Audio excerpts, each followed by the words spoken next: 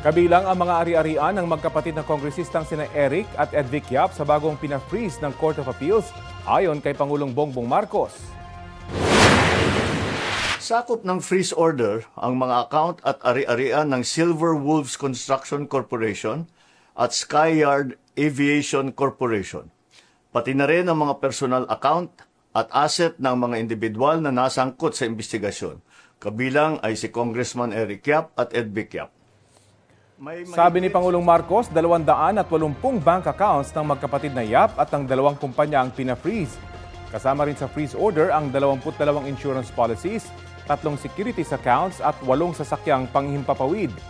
Dahil daw yan sa kanilang pagkakasangkot sa questionabling flood control projects.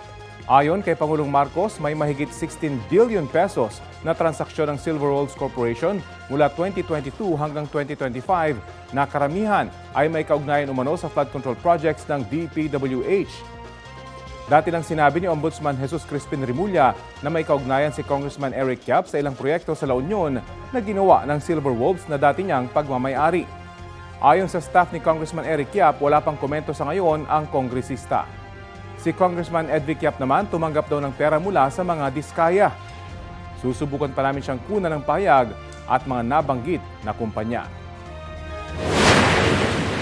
Kailangan natin ang mga freeze order na ito para hindi maibenta ang mga ari-arian at para maibalik natin sa ating mga kababayan ang bawat pisong pinaghihinalaang ninakaw.